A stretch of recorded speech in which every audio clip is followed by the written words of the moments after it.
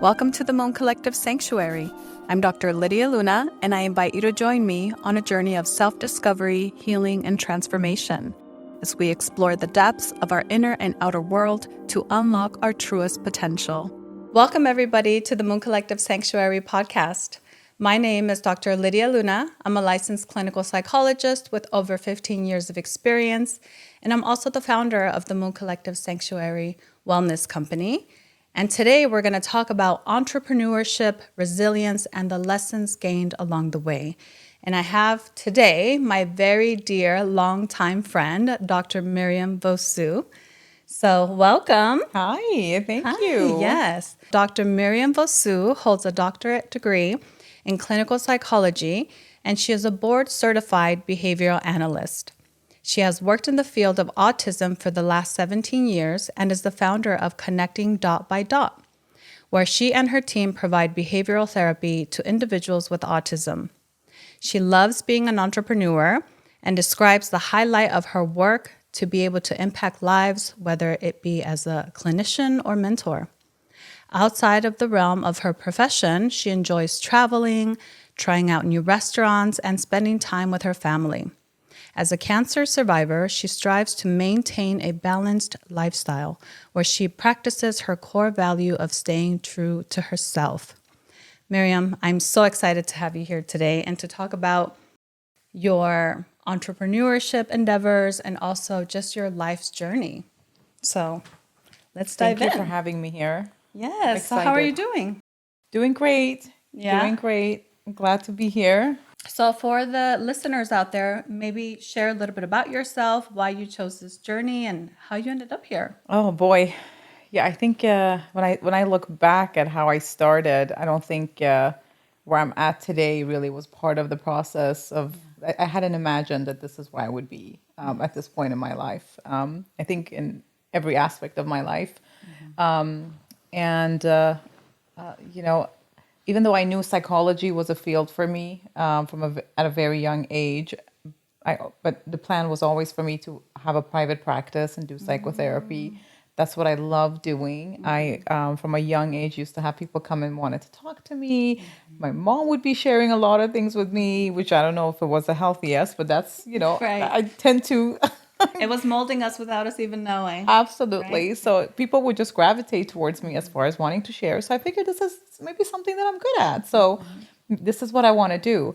And yes, that was the plan, to go into psychology and become a psychologist and start my own private practice. But unfortunately, going through graduate school, through my last year when I needed to do my internship, I didn't get the sites that I wanted. We didn't match. There's a process where you have to match with specific places that you interview at, and it didn't happen for me. So, I felt like my whole world was crashing. And what's going to happen? Am I going to graduate? I'm not going to be able to graduate with my classmates. The pressure. Yes. So where am I going with all of this? All this hard work, and now I'm finally there at the finish line, but it's not happening. And so what ended up steering my path to a different direction was that one of my classmates told me, she said there's a place where she's going to be interviewing at because she had not matched with a place either.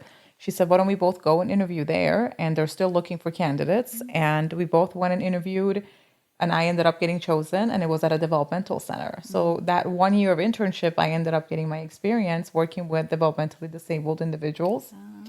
And so I had that 1 year of experience and ran into an old boss of mine that I used to work for when I was in college earlier.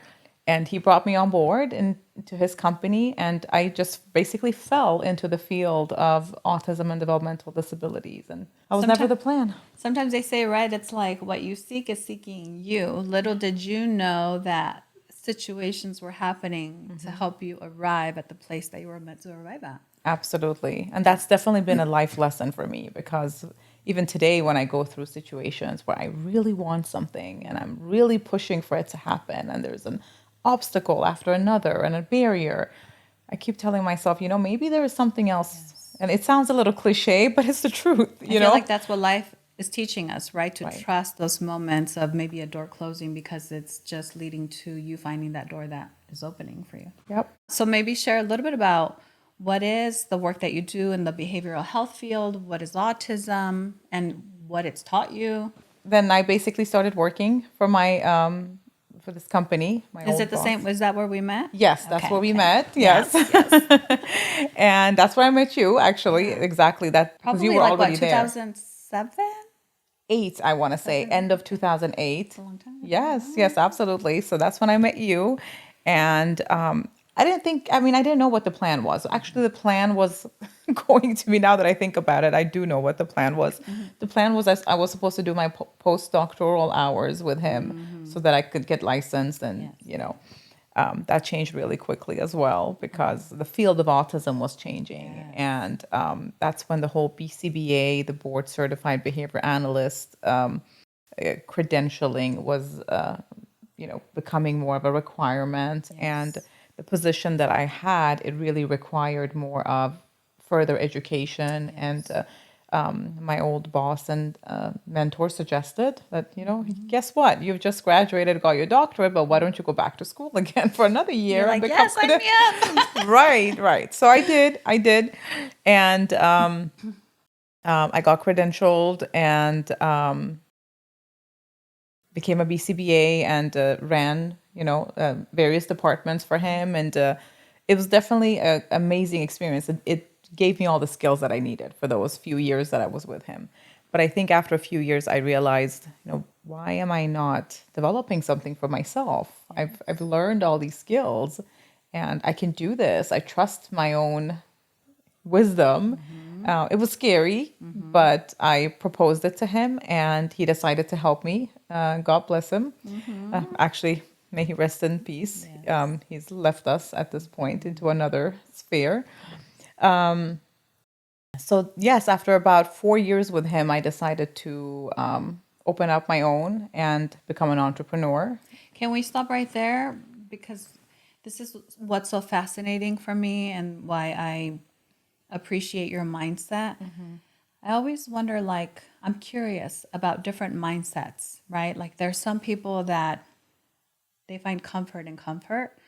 And I wonder, what is it with those people that decide to take that different step that is risky, fearful, that, is almost like extraordinary, just different? Like, what in your mind or personality led you to be like, I'm going to do my own thing? Why not just work for somebody else? That's a good question. I never really found peace in comfort.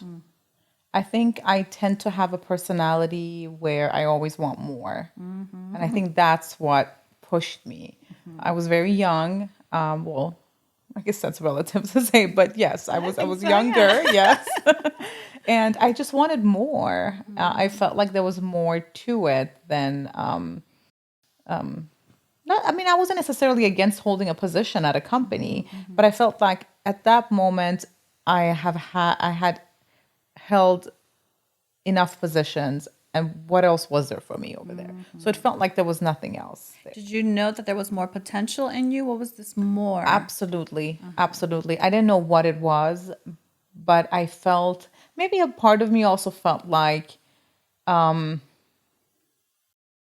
don't want to say, this might sound a little odd, but not that I wasn't appreciated, because I definitely was appreciated, but I felt like I could have more based off of my work ethics. Yes. And I would always put over 100%. I would always be very dedicated and work long hours. And I wasn't, I enjoyed it. Maybe Yes. that geek and that, nerd who loves to, just stay long hours when everybody has gone. And because I really cared about my job, I really cared about the result. And it was important to me and I enjoyed it. So I don't know. It was just this thought of, well, if I'm doing all this work, why not gain more from it? That's right.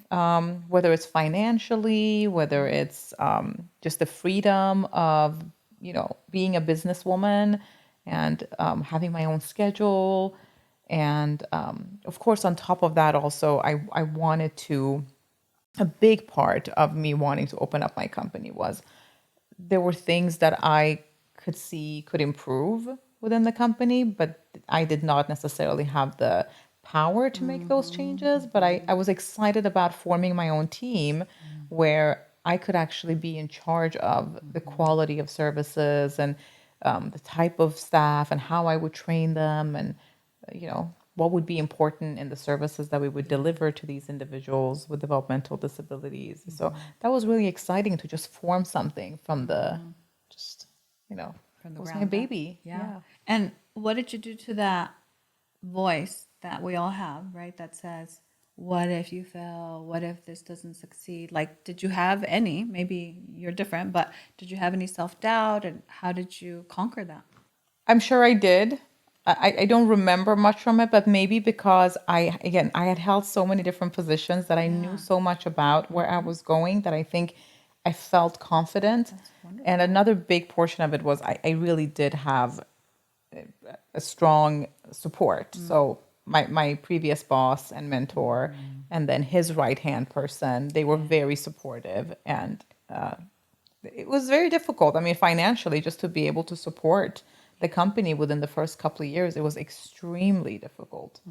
And sometimes not having enough money for the next payroll, and you Right. just have to figure out, what do I do? And so it wasn't always easy. I can't definitely say it actually wasn't easy at all the first few years. But I think looking back, it just shows me that, anything that's worth working on takes time and patience and hard work. And you might not see the fruit of it, for a while later. Yeah, yeah. And so, what kept you going in those times where it was difficult and you were wondering how you were going to make it? What kept me I have going? an idea because I know you so well, but Right. I'm Tell me. curious. I think you have like a very resilient spirit. You're Sure. not one to give up. You are a problem solver. You're very like driven and determined. So when you want something, you don't give up. You just try to get it, like Right. whatever that means, however that means. So, but I'm curious if you have a different perspective. I think one thing that definitely drives me is the thought that if anyone has done it before me, then why not me? Yes, I say Right? that all the So time. I'm not the first person opening up a company, That's especially right. when I have someone else's support behind me as well, and not just his wisdom, but just all kinds of support to get me going. But I just feel like there's always a way, and you could come across, even to this day, after many, many years of having my own business and now feeling like I know many aspects of how to run a business, but I still come across situations where things change, regulations change. Now you're dealing with different barriers, and things were just different back in the days when people started this type of company. And so uh, I still come across barriers, and I just always have that mindset of, well, if someone did it, then I should be able to do it too. That's And right. there might be a slightly non-conventional resolution to what you're dealing with, and maybe just thinking outside the box a little bit. And things are not always black and white. There's a lot of gray area. So, what does your company do? Right. And also, for those that don't know, what is autism? So, autism is a neurological disorder. It typically gets diagnosed within the first couple of years of life, and it impacts different areas like communication. Either the individual never develops language, or they have it and lose it at some point. So, communication, they might be having repetitive behaviors that can look very differently. They just, just stereotypical behaviors that they engage in. And social skills is another big area that it impacts, where they are delayed or lack of appropriate social skills. Right. Yeah, so those are some main areas that it impacts. And so our job is to, when we first get a referral or when we come across a client, that we do an assessment, we do an evaluation to see where those areas are that they've been impacted, and basically create a treatment plan for them. A lot of them do engage in what we call maladaptive behaviors. So they have extensive tantrums, aggression, self-injurious behavior where they hurt themselves.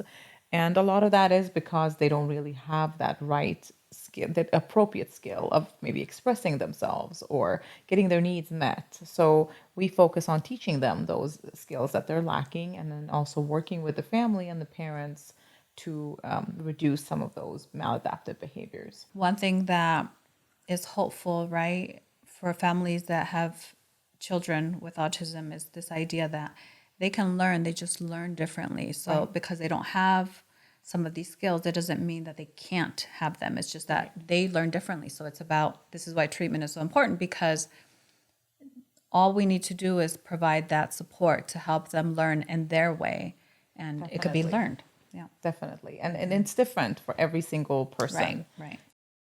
It's a spectrum. Yeah. Right. What motivates them to learn is very different from one person to another person. So that is a part of what we do, is to evaluate that and see what is, what does it look like? What does the picture look like for this person? And what does their treatment needs to be? What does it need to include? And a lot of times we need to collaborate with other professionals, occupational therapists, speech therapy, school, just different people that are important in their lives, their family. And so that's why a lot of our work is done in the home, where we can be with the family and get their support and kind of get them on the same page so that they can follow through when sessions are over and they're alone with their child. Yeah. So what has this kind of experience, whether it's working with this population or just being an entrepreneur, all phases of life teach us different things, but this phase specifically, or working with this population or their families or even your team, like, has it taught you any important life lessons? Oh boy, As I'm you sure reflect? it's taught me a lot. Yeah. I think as a leader, as a mentor, thinking back of the person who taught me all of my skills, and which is my old mentor and boss, and obviously he's the one who instilled. I had the drive and the dedication, but obviously the main skills came from him. So that in itself has been a tremendous growth experience, just, being a leader and a mentor and knowing that you have a whole team that depends on you and that you never stop working, when you're a businesswoman. It's just, there's no evenings and weekends. And even when you're traveling, if there's an emergency, you always need to. So that's a different aspect to itself. I think any entrepreneur probably does that, no matter what field they're working in. But I think working with this special, unique population, for me, the main eye-opening experience has been maybe more from the parents. And if, the population itself is very unique and special, but how parents handle that diagnosis and how they manage it and how they they have to really rearrange their entire lifestyle. Absolutely. When that child gets diagnosed. And it's not something that any parent ever plans for. Right. It's not a part of their dream and their hopes when they have when they have a child. And for me, it goes back to the same, with my own life experience, when I didn't get my internship placement. It's obviously very different when you have a child. Those two comparisons are very grieving a loss of an idea, yes, of a potential, a dream. Yes, absolutely. Right. And even though internship and a child is obviously very, very different, but still, for me, that was my dream. So I can relate when I see that dream and that hope that they had for this, all the plans they had for their child gets crushed. Because now this child's future could potentially look very, very different. Yes.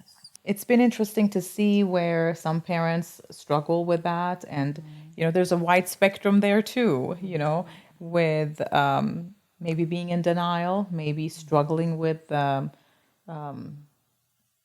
accepting. Yeah. And,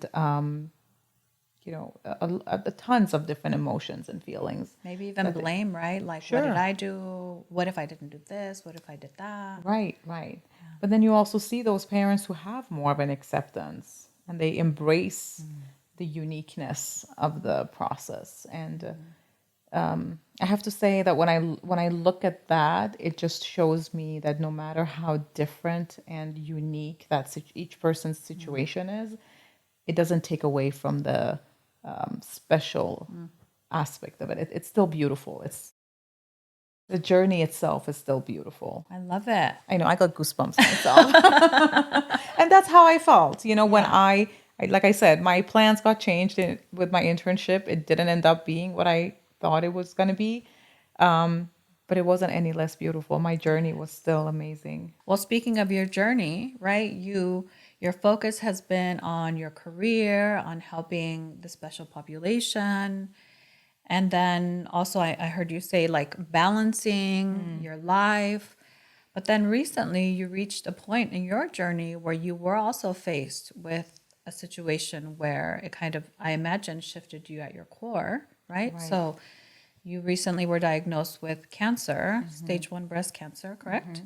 And I'm curious, to go there to see like what was that like, and to include like how did you even get that diagnosis? Because oftentimes, thank God it was stage 1. Oftentimes people, we don't know what's going on in our bodies until it's like way down the line. So it may be helpful for people to know like how did you get that diagnosis, and almost like relatively earlier on. Once again, another dream or another part of the plan that you just hadn't imagined would come up. So another thing that just detours you. Yeah. But yes, it was actually a stage 0 with something called DCIS, and I was very, very lucky for it to be so early on. And I actually just caught it randomly. It wasn't a lump, it wasn't anything that you would feel because it was such an early stage. And it was just a regular mammogram that I went to, one of my first, actually, I think my first one, actually, yes, that I went to. And something abnormal came up. They did more testing and biopsy, and So can I ended ask up how old you were when you got the mammogram? Because sometimes we put it off and put it off, and but look, you did it, and thank God. absolutely. I want to say 41. I actually got the diagnosis 2 days after my birthday, my 41st birthday. What Yes. the hell? Yes, it was crazy. It was not a fun time. But I think once again, it was one of, so when you mentioned resiliency, I'm very much, I tend to be more focused on, okay, well, yes, of course, I cried and I was devastated. And what does this mean? And what do I do now? And is my life ending? And who do I tell? How do I tell them? There's so many questions that comes up for you. But then at some point, I think you're like, okay, action. What do I need to do? This is it. Let's just focus. And not to say that the feelings wouldn't come up here and there. I don't think anyone can ever say that they don't go through those emotional roller coasters on a day-to-day basis. And I would curl up and I would cry and I would have my moments where I would maybe feel sorry for myself. It sounds crazy to say, but no, I did feel sorry for myself.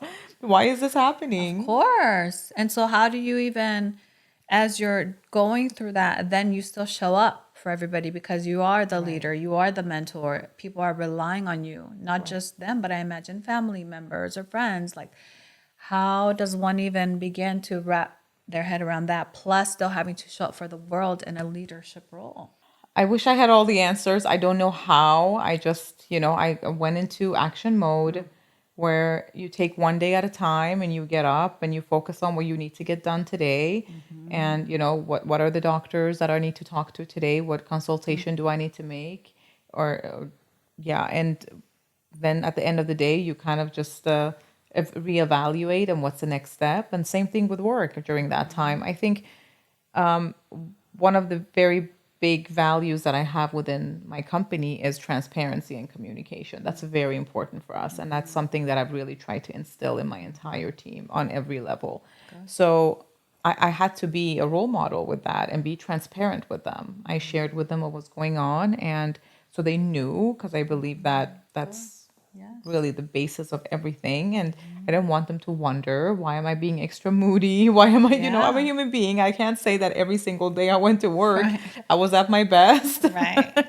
So I needed them to And the really best know. can change every day, just as long as you're doing your best. Absolutely. Whatever that means. Absolutely. So I was transparent with them. I communicated with them what not necessarily in detail, but okay, so what am I dealing with? What's the plan?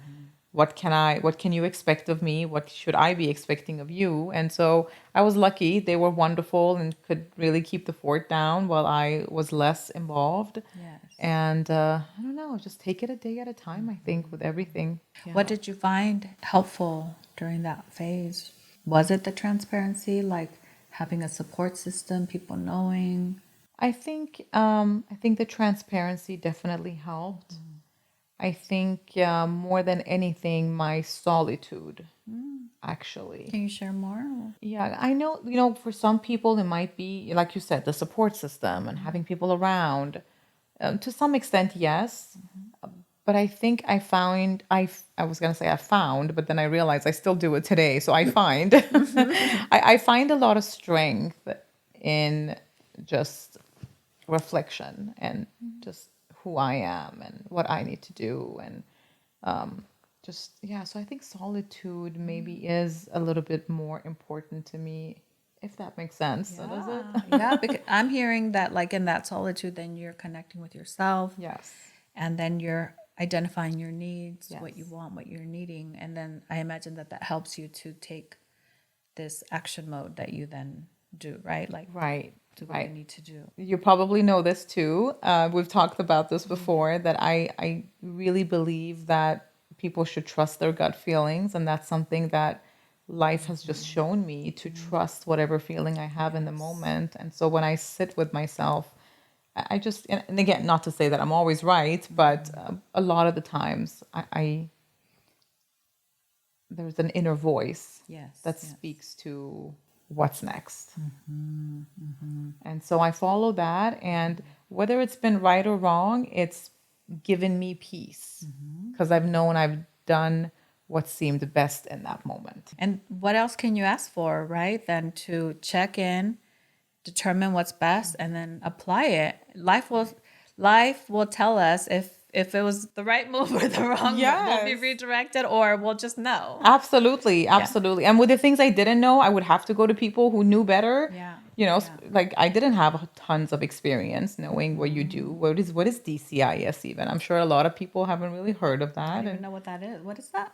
so that's the stage 0 basically. Okay, And so I okay. didn't even know there was a stage 0 before I got diagnosed. I thought the first stage is stage 1. But And in terms of treatment, like how did you even decide what to do? And was there any struggle there? it definitely was, and that was one of my biggest dilemmas. And I think that's one of my weaknesses. For me, there's that sigh. I struggle when I have a dilemma, when that I can't figure out what that inner voice is telling me. And maybe I don't have peace with what professionals and people I'm consulting with are telling me.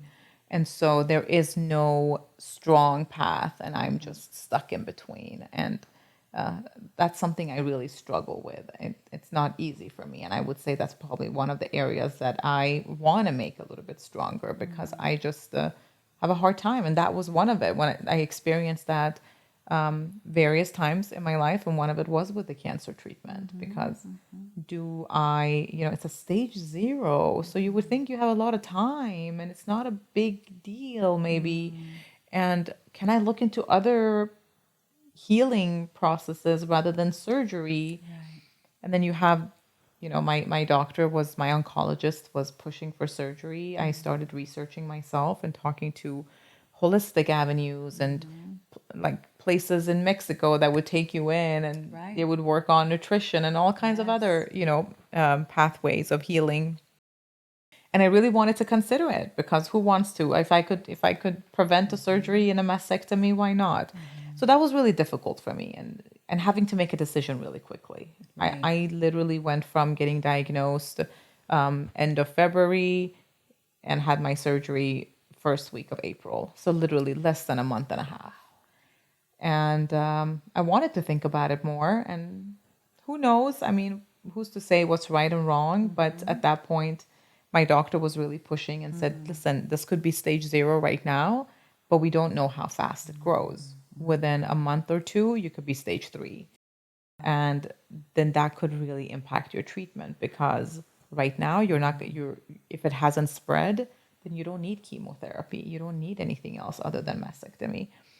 But if you wait and it becomes more progressive, then you're going to have to go into more aggressive treatment. So I was lucky with that, and luckily it hadn't spread, so I didn't need to go through chemotherapy or anything else after the surgery. But I don't know if something else less aggressive could have still helped. Sounds like you took the right approach for you. Right. How would you say it's impacted you now, post procedure, now healing, recovering phase? Is there always like a question in the back of your mind? Have you reconciled and, feel fine mentally about it? Like, what's the process like after the fact? If there's an after the fact, I don't even know. If it has impacted me at all, it made me more resilient. So life, bring it on, whatever else you Resilience have. on top of resilience on top of resilience. I know, I've dealt with cancer. What else is there? Right. Yes. Did it give you a deeper appreciation for health, life, Absolutely. relationships? Absolutely. Did it Yes. make you even like want to work harder to achieve, your desires? Because, No. No. Okay, No, good. the So exact tell me. opposite, actually. It made me realize that I need to appreciate every single moment. And yes, I do still like to work very hard and I'm dedicated, but life is not all about work, work, work and What is earn life more. about? Balance. Yeah. Yes, definitely is more about balance. And you need to really, at least for me, Right. I'm not lecturing anyone to say you need to, but for me, the conversation I would have with myself is you need to have more of a balance. You need to enjoy. You need to go on those amazing trips to Greece. Yes. But yes, just like an overall balance. And I think balance, it's interesting because actually the other day I came across a quote on Instagram. Someone had quoted, it was actually a post, and someone had quoted Gwyneth Paltrow, where she talked about balance. And it really hit home for me. It said, it was basically in the tones of balance is not always about, she didn't say that, but I took this from it, that balance is not always about making the right decision and doing the right thing in the moment. She said balance is about, gosh, I wish I could quote her exactly the way she said it. Do you have but it saved on your phone? I probably do, but it was something about having the cigarettes and the tofu. Yes. Yes. Right? Embracing the duality. Yes. Yes. So just because you want to live a healthy lifestyle, let's say after my cancer diagnosis, if I want to be more healthy, I don't necessarily have to make the right decision all the time. I don't have to eat the right thing all the time. And I don't have to exercise every single day. And I can't never be bad. And I can't, what we consider bad, of course.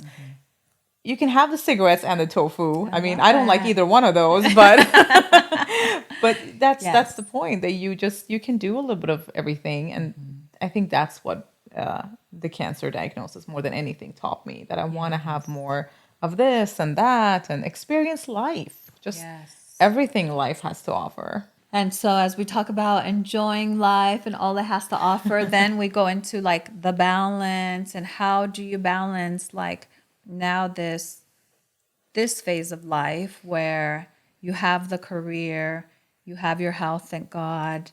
And now I wonder if we can like dive into like cultural pressures or societal pressures, like you're a woman, you're an entrepreneur, like how does that feel for you in terms of maybe romantic relationships or motherhood? How do you navigate all of these things and try to find balance or succumb to pressures or not? I think there's a theme in all of this, and it goes back to what I mentioned earlier about just what did you have planned for yourself, and where did life take you? I don't know, maybe for some people it went exactly the way they planned it, but I also know a lot of people where it didn't, and if you had asked me when I was 19, 20, where you're going to be when you're 40, 42, I probably would have painted a different picture than where I'm at today. I think we all do that, right? Like I saw myself so different too. I would have never thought this for myself. I would have never seen me here ever, but I love it. But it didn't make it any less beautiful. Right. The journey is still beautiful and unique for you. Yes, Just like that parent that has a child with So autism. true. I love that. So that's the theme for me. And I don't know what the question was that made me say this, but I know. Me too. it's like it's late, so we have a little bit of forgetfulness. But What did you say? About like now Life societal and culture. pressures, cultural pressures, how are you Yes. balancing, navigating? So again, I didn't think this was going to be it, but and maybe if I could go back, I would change a few things. But I appreciate it for what it is. And yes, there were definitely societal, cultural, family pressure of being married, having a family, and I don't know. Maybe if I had done that, there would be less time to be an entrepreneur, Right. and life would have maybe looked differently. They were definitely there, and I had to get through them. But I think another thing that gives me peace along the journey is that I always try to make the best decision for me. And if I really sat down and pondered on, the different avenues that I can take in any given moment, and I made a decision, then that was my decision, Right. you know? Whether Like it was owning right or it. wrong. Yeah, that's it. So I know that I made the best decision at any given moment, and I'm just going to live with it. Yes. I had something similar with, I had a short marriage that didn't, work out, or maybe it did work out because it ended. I don't know as Right. to say, but it was Good short. point. Yes, but it was short, and divorce is not something that is lightly looked at in our culture or with my family. So another one of those dreams and hopes. I didn't think when I was being a bride that, oh, in a very short while, I'm actually going to be filing for divorce. Right, right. So once again, another dream that's been crushed. But Yeah. that was the scenario. So what are you going to do? Right. So And for those that don't know, sorry to no, no, interrupt, but definitely. what is your cultural background, just to give some context? I'm Middle Eastern. I don't know if I necessarily practice everything in my culture. I probably don't, I would say.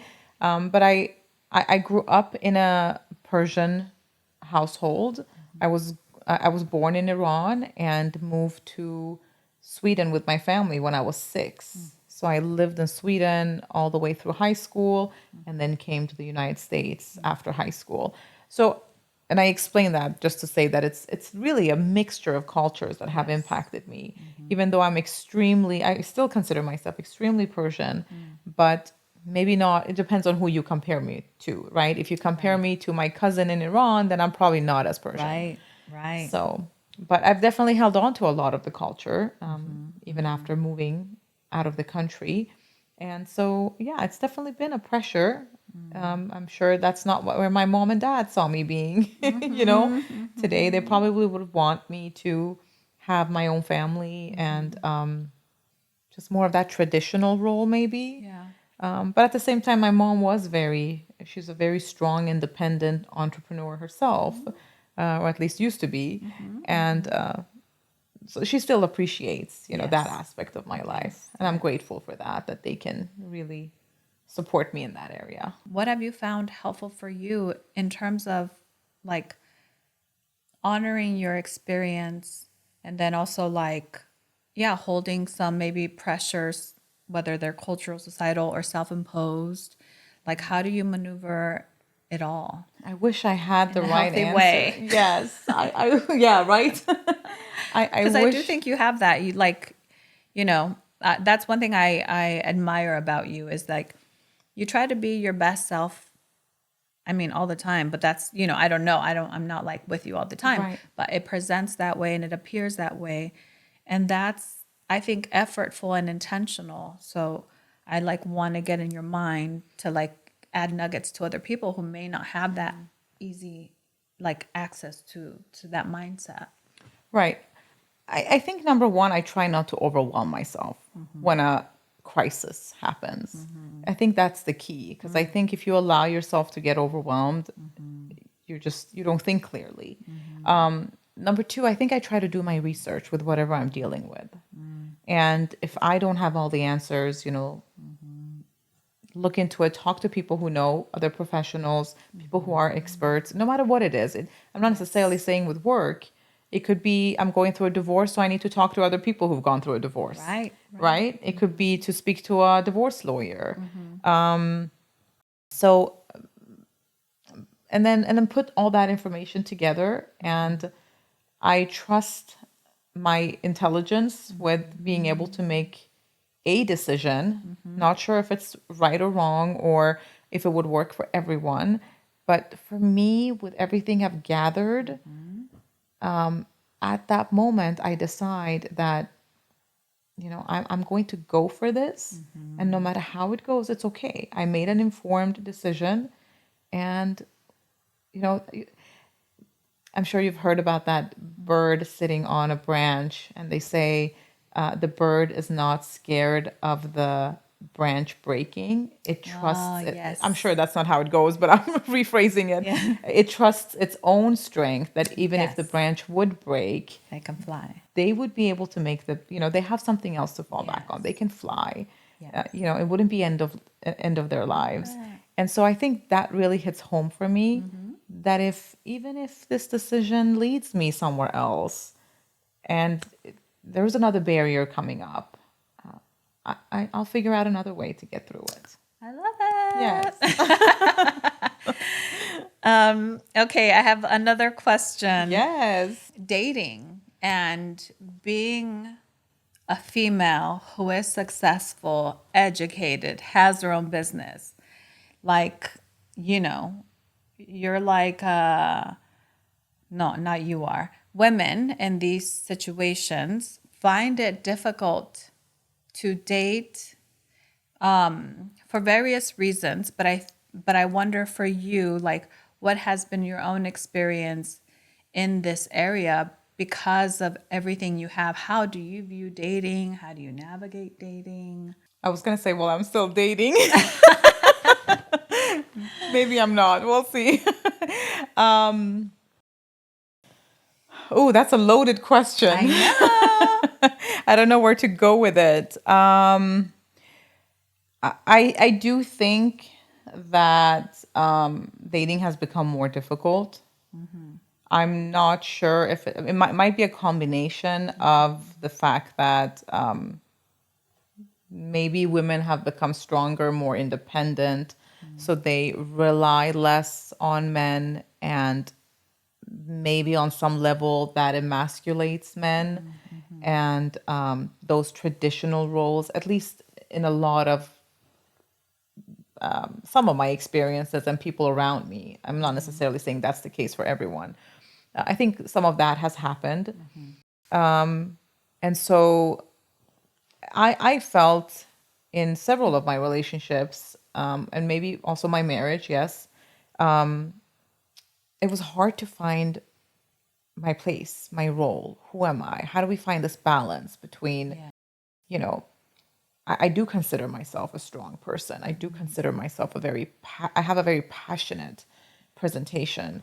And that could be coming across very firm and strong. And maybe that's what makes me a great leader. But, yes, to some extent, you want to cut that off when you come home. Maybe you can't bring, that same personality home, possibly. But it is a part of me. It's my core. And so finding that balance at home and just those, the different roles that we hold as a man and woman and in a relationship, I don't think that that's always very easy to navigate, at least in my experience. And I've come across many different women who've struggled with that, where they're very powerful, they have a very powerful presence, and how that's taken on behalf of the male figure that they're with. It's like that personality brought them to that place of being leaders, right? But then in the home, again, and this is not for everybody because there's different types of men, but an alpha woman tends to want an alpha man,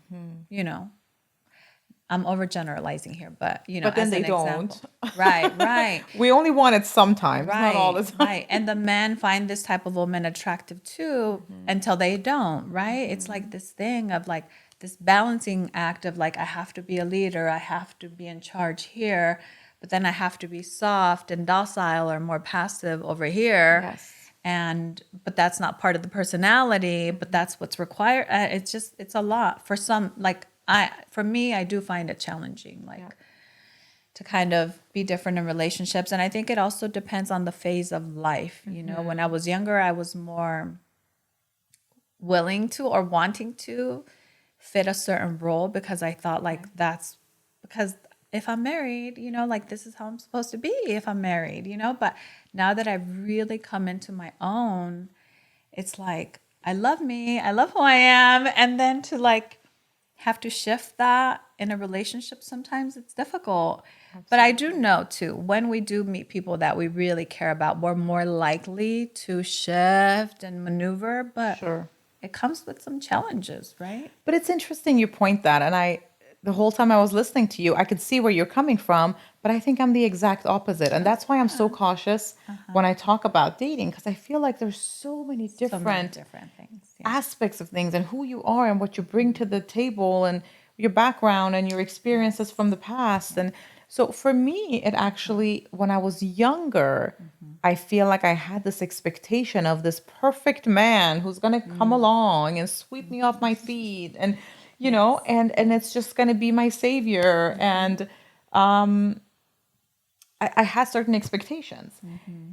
And so when I would meet people that wouldn't meet those expectations, I'll be like, okay, this was not it. Next, because I kept waiting for that person who I thought that one person is going to come along. And when they didn't fit the categories, I figured they're not the one. So I would just move along very fast. And maybe not very fast, but I guess when at some point when I realized they're not fitting what I'm looking for and they had to meet all the criteria. But I think now that I've got older and more experience and exactly what you said, more comfortable with who I am, I don't see how do I say this? The differences as threatening. Does that make sense? Yes, absolutely. Like I know who I Because am. it's not going to, you're that, I always say this, be a deep rooted tree. So when the storm comes, you don't waver. You move, the leaves move, the branches, but the root stays. So Go with my tattoo. But That's right. true. So I feel more like I'm okay with maybe maneuvering certain things and give in to certain things and maybe compromise more because it's not changing who I am. Whereas when I was younger, I wanted to stick to my identity. I'm like, I can't make you change me. This is who I am. And I'm going to be a doctorate one day. You know, I'm going to be this and I'm going to be an entrepreneur and I'm going to be strong and I need to like let you know who I am. And whereas now I don't feel like I need to put my foot down. And sense. I can, and this is only maybe within the last year, by the way. I wouldn't say that I've had this thought for a very long time. And but every relationship teaches you something different. And I think my relationship prior to the one that I'm in right now taught me a lot. And it was at the same time as I was going through my cancer, and it was one of those things again where it just, you know, when it didn't go as planned, it really hit me hard. Yeah. Yeah. And I think I was still in that phase of sticking to who I am and I'm not willing to change. And after that ended, I think I really had to have very deep introspection and see, what do I want? Do I want to continuously be right and push my point? Or do I want a companionship? And what did you decide? I definitely decided that if I want the companionship, I have to do more work within the relationship and compromise. And it's not easy. Right. It's definitely not easy. But I'm working on it. Yeah. So it's hard to say, you know, dating in general for everyone. I think it's so different, but that's been my experience. You. Yes. Yes. Yeah. I'm hearing for you, it's like an ongoing journey of self-discovery and evolution and figuring it out. And that's what life is about, right? Like just Yeah. experiencing the flows, surrendering to all these different Yes. experiences, but learning along the way. Absolutely. And I am still excited for what's to come and more growth and more obstacles and Yeah. just making the journey more and more beautiful. And I think just having less expectations because it's just that disappointment that you have to deal with when things don't go the way you want. And if it doesn't, if it doesn't go the way you want, just surrender to it. Like you said, I think that's a really big and loaded word that if you really can practice that, it gives you so much peace and serenity. Yes. And embracing the unexpected, like being surprised. Like sometimes when I have a mindset of like either I'm in a stressed out phase or mentality, I am conscious to tell myself, okay, I've got to reset my mindset today. How am I going to be pleasantly surprised? What surprises are going to await me today? But it's part of that surrender of just like, okay, I can't do anything with this, but my mindset, that's where I have some control or say or power. So I'm going to do this.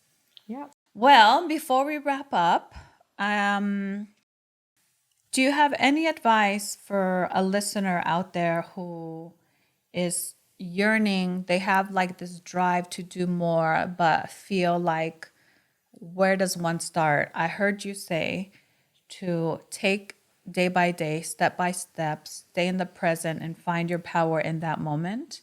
That's really powerful. Is there anything else you want to add? Depending on what it is, I think, doing your homework, doing your research, make sure that you have as much information as possible with whatever the step it is that you want to take, and making an informed decision, and just trust yourself. Trust that no matter what decision you make, you can always make a different decision. You can always take a different route. And I think if we don't look at it as so like, this is it, this is so finite. If I go this way, then I can't turn again. That doesn't necessarily have to be the case. Yeah. But other than that, no, I think it's just, I think that's pretty much everything we've talked about. Yeah, that's pretty profound. Yeah. So what's coming up for you? What are you working on? Is there anything that you want to leave the listeners with in terms of like where to find you? And maybe about your company for those that maybe aren't sure about having a child with special needs too. Right. Well, we are, our main office is in West Covina. We do, however, serve the greater Los Angeles area. And I just opened up my second office in Encino, in San Fernando Valley. So we are expanding, and the name of the company is Connecting Dot by Dot. So anyone interested or needs help or support with anyone they know who has autism is more than welcome to reach out and look us up online. We do have a website, and our contact information is there. Anyone else who just wants to talk to me, they can still reach out from that website. As mentorship too. Right. I love it. All right. Well, thank you so much for your time, for your insight, for sharing your journey and experiences. I really love our friendship. I love, honestly, like learning from you, witnessing your journey teaches me, and it gives me like, what's the word I'm looking for? Like, I'm really proud of you, I guess I want to say. So keep doing an amazing job and serving the community and just being the best human. And I can't wait to see where the rest of our journey goes. And all of that, I would say ditto. Yes. I'm proud of you, and I'm excited. I was really excited to be here, and thank you for having me. And I can't wait to see where the rest of our journeys go from here on. All right. Well, thank you so much, listeners. We're so happy you joined us today. And stay tuned for more. I'm sure I'm going to have Maryam back here to talk about more. I'll be back. So, yes, thank you and thank you. Goodbye, everybody. Bye.